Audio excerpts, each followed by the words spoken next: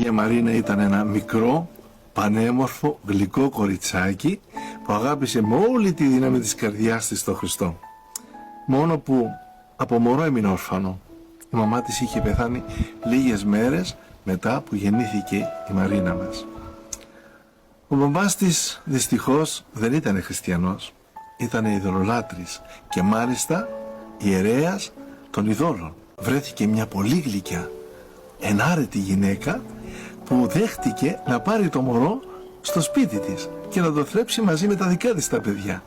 Έτσι λοιπόν αυτή η γλυκιά γυναίκα θύλασε το μωρό και το μεγάλωσε με πολύ αγάπη και στοργή. Έγινε αργότερα η Μαρίνα κοντά της μια πολύ γλυκιά, ευγενική και ενάρετη κοπέλα. Όλοι πίστευαν ακόμα στα είδωλα, στους ψεύτικους θεούς. Γι' αυτό και ο πατέρας της την έδωσε σε αυτή τη γυναίκα χωρίς να ξέρει ότι αυτή η γυναίκα ήταν κρυφή χριστιανή. Όταν η Μαρίνα μας έγινε 15 χρονών, τότε ο πατέρας της θέλησε να γιορτάσει τα γενέθλιά της, τα 15 της χρόνια. Και τι έγινε?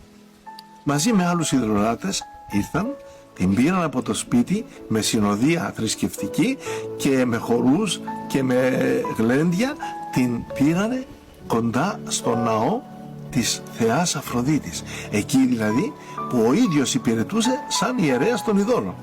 Και εκεί της είπαν ότι πρέπει τώρα, Μαρίνα, να ευχαριστήσεις τη θεά που σου έδωσε τέτοια ομορφιά και σε έκανε τόσο όμορφη δηλαδή και τόσο γλυκιά κοπέλα. Και μάλιστα για να της δείξεις πόσο την αγαπάς, θα πάρεις λιβάνι και θα το ρίξεις πάνω στα κάρβουνα. Δεν μπορούσε να αφήσει τον αγαπημένο της Ιησού, να αφήσει τον Χριστό και να θυσιάσει στα είδωλα. Και έτσι λοιπόν αρνήθηκε να θυσιάσει τα είδωλα. Ο μπαμπάς της βέβαια θύμωσε, πάρα πολύ θύμωσε και όρμησε να βιοπραγήσει πάνω της. Βέβαια κάποιοι αργότερα την πήραν και τη φύλαξαν και την έκρυψαν.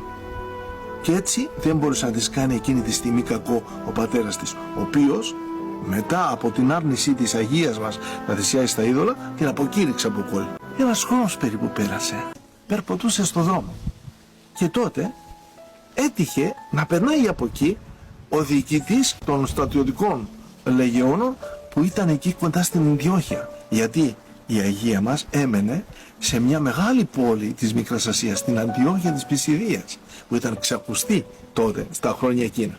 Λοιπόν αυτός ο Λύβριος την είδε, του άρεσε πάρα πολύ, θαύμαξε την ομορφιά της και την ερωτεύτηκε και ήθελε να την κάνει γυναίκα του.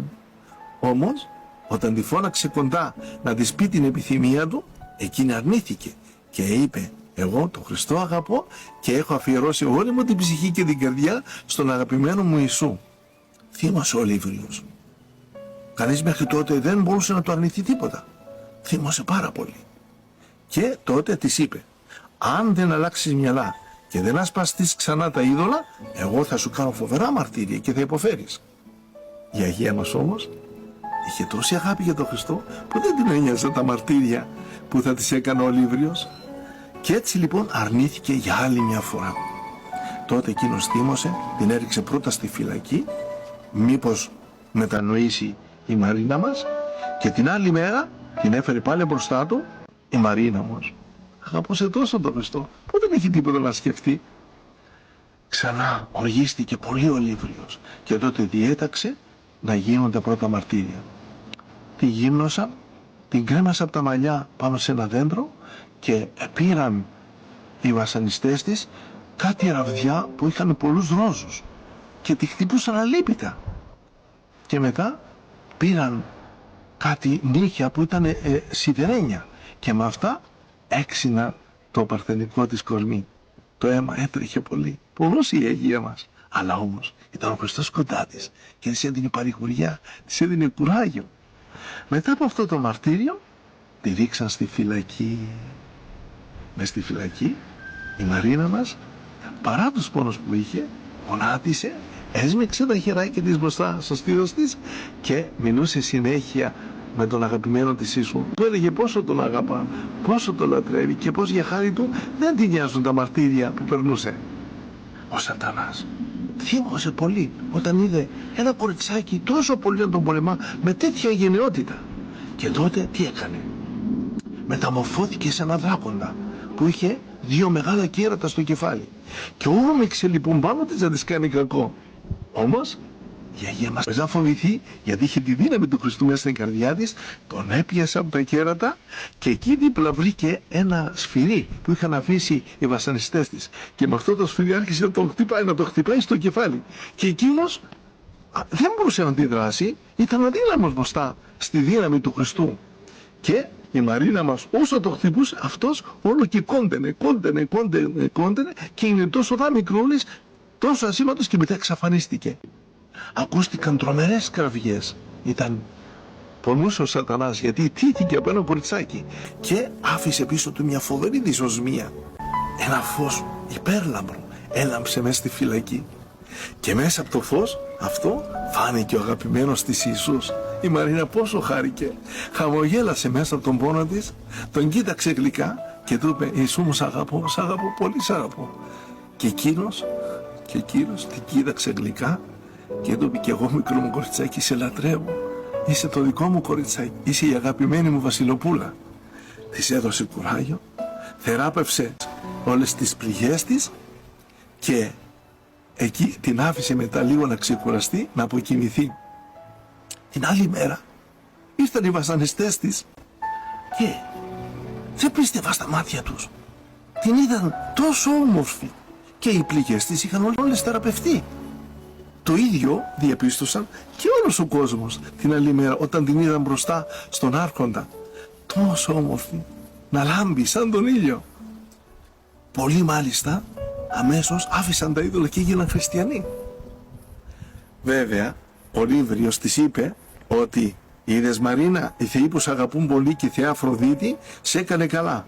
Δεν με έκανε καλά η Θεά Αφροδίτη. Ο Χριστός μου με έκανε καλά. Αυτός που με λατρεύει και εγώ τον λατρεύω με όλη τη δύναμη της καρδιάς μου. Αυτός που έκανε όλο τον κόσμο είναι ο αγαπημένος μου. Αυτός με έκανε καλά. Θύμωσε ξανά πολύ ο Λύβριος και τότε διέταξε καινούρια μαρτύρια. Την έπιασαν λοιπόν, την κρέμασαν πάλι σε ένα δέντρο και με αναμένες λαμπάδες έκαιγαν το σώμα της. Μετά από αυτό την έριξαν μέσα σε ένα καζάνι που είχε κοκλαστό νερό, πολύ καυτό νερό, για να την κάψουν.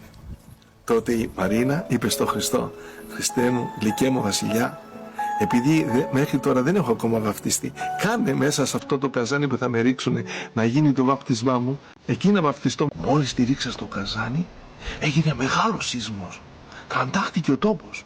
Πάνω από το καζάνι φανερώθηκε ένας μεγάλος σταυρός, φωτεινός σταυρός. Και πάνω στο σταυρό φανερώθηκε ένα περιστέρι και κρατούσε ένα πολύ πανέμορφο στεφάνι.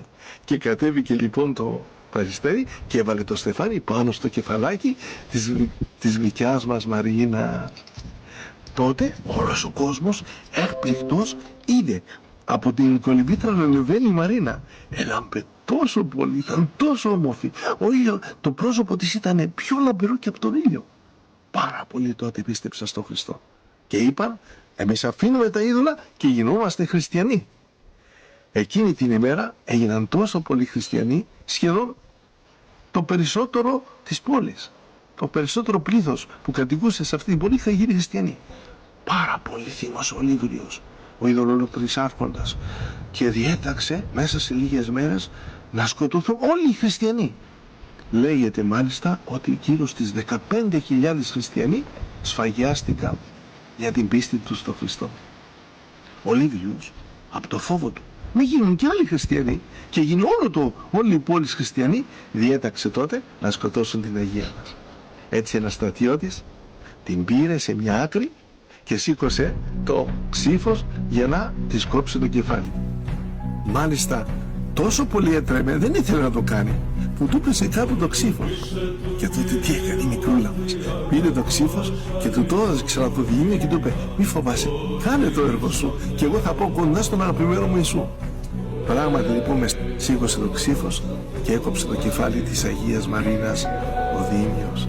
Και ο Χριστός πήρε τη γλυκιά της καρδούλα, τη γλυκιά της την ψυχούλα μέσα στην αγκαλιά του. Της χαμογέλασε γλυκά, του χαμογέλασε γλυκά και έτσι τέλειωσε η ζωή της Αγίας Μαρίνας. Και να φανταστείτε, ήταν μόνο 16 χρονών κοριτσάκι. Είδατε τι αγάπη, τι πόθο, τι λατρεία, τι έρωτας θεϊκός μέσα στην καρδιά της που είχε αυτό το κοριτσάκι για τον Χριστό, Ήταν τότε 17 Ιουνίου του 286 μετά Χριστό.